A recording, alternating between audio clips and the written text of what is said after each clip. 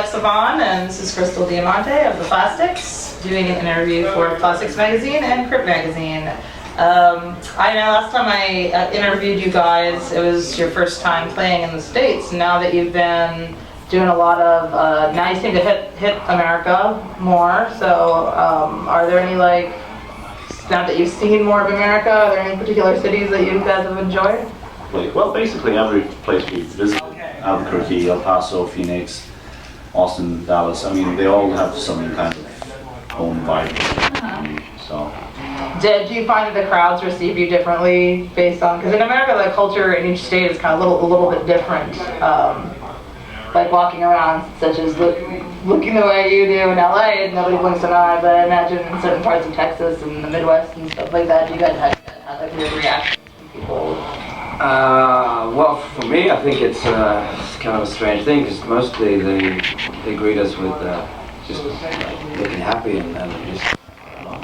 In Sweden, sometimes, or other European countries, they are like more scared. But I guess, like I met random people in the streets in Albuquerque and in Texas, but I guess they were not afraid because they had guns on them. Something like that. Alright, so what you're saying is America has a lot of guns.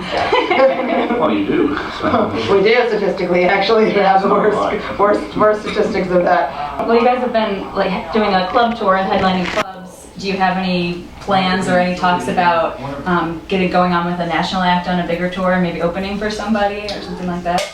Well, I mean, of course that would be great to do.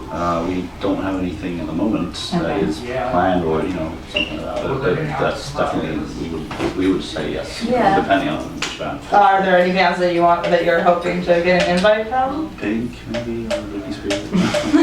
No, but, holding out for that Justin Bieber. No, seriously. Who's your dream band to open up for? If it was like a already open for them. Who was that? Molly Crew in Helsinki. Okay. So would you want to do But an American full-blown tour would be quite nice, you know. Yeah. Or Aerosmith. Yeah.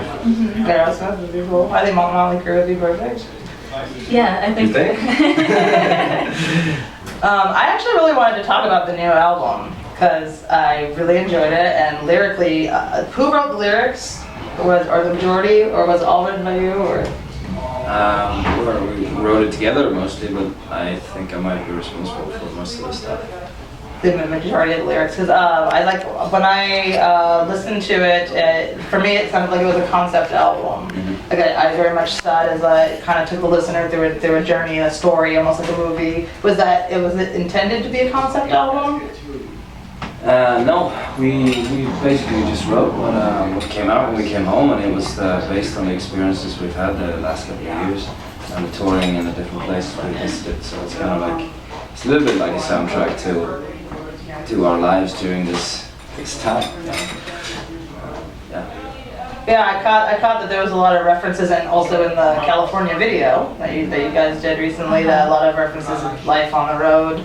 Was that just California that all the crazy shit went down? Yeah, do you have crazy stories from the road? Is that like that all the time, like that video? Well, depends. Sometimes it is, yes. Smacking each other in throwing each other out of bed and jumping in the bed. having pillow fights. That's like very erotic. Exactly. It's a very erotic thought. Yeah, we heard you guys were doing DVD. Mm-hmm. Are you working on DVD? Oh, we just It's released one. out okay, already. yeah. Okay, we haven't gotten to see it yet. Is it like concert footage, or is it a documentary? Or okay. It's a documentary. Documentary, right. Our years with Simon, up until now, and Okay. it's lots of different live footages from different festivals, and it's really packed with a lot of shit. It's about 3.5 Years long. Years long. How do we get one? Unfortunately not. You order our website. What's it On called? the website? Okay. So I would love to see it personally. Yeah, is that the name? What was it called now again? 3 years of Generation Wild. Okay. It's called It Was So Crazy We Don't Remember What We Named It. That's what they say, if you can remember the party, then you weren't really there. So. Right.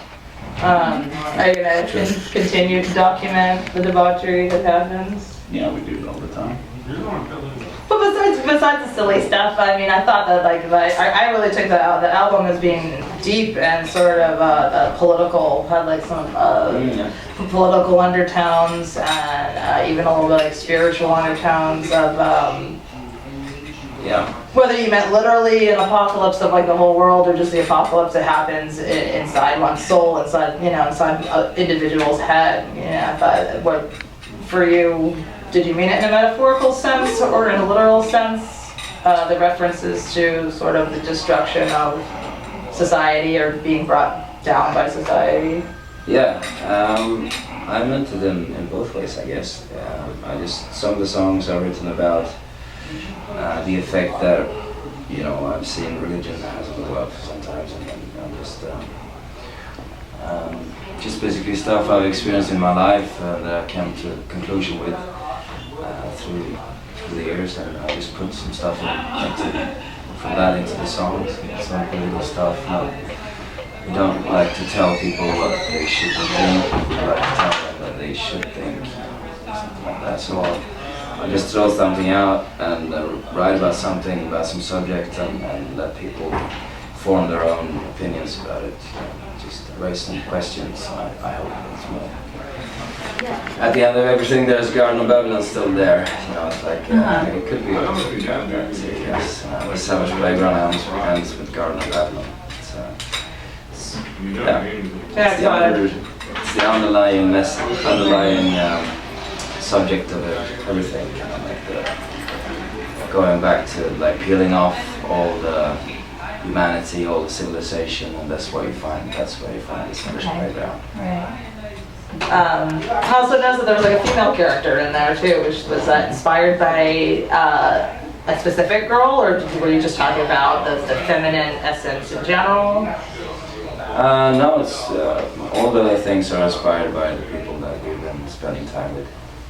So it's inspired by based on true events, so basically.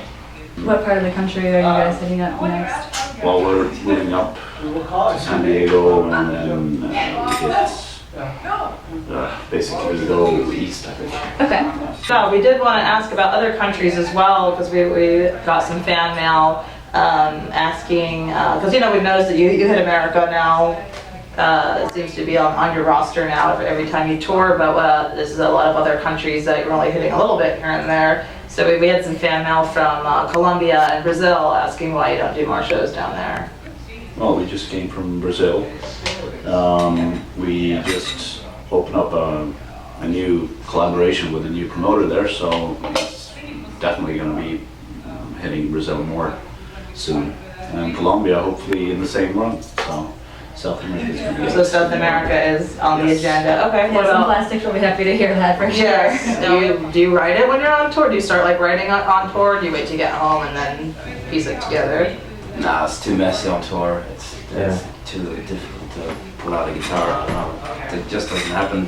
Doesn't fit in the box. There's no time. You say there's a lot of waiting time, but you mostly just passed out in your bed, or it's parties going on, so it's difficult to find the time. I would love to do that. I would love to write stuff on the road. Eventually, that's what we're gonna have to do, I think, because we're gonna be touring more. We don't have time to stay home and write songs, so it would be good to be able to do that, but not yet. Do you keep journals or anything like that, like tour journals, so you can remember everything that happened? Pictures, I guess. Not writing though, but pictures. We do a lot of pictures on our Instagram, Crashdiet, so that helps us. We'll be reviewing the show as well. Yeah. It's great to meet you, and we look forward to seeing the show. Thank you. Thank you.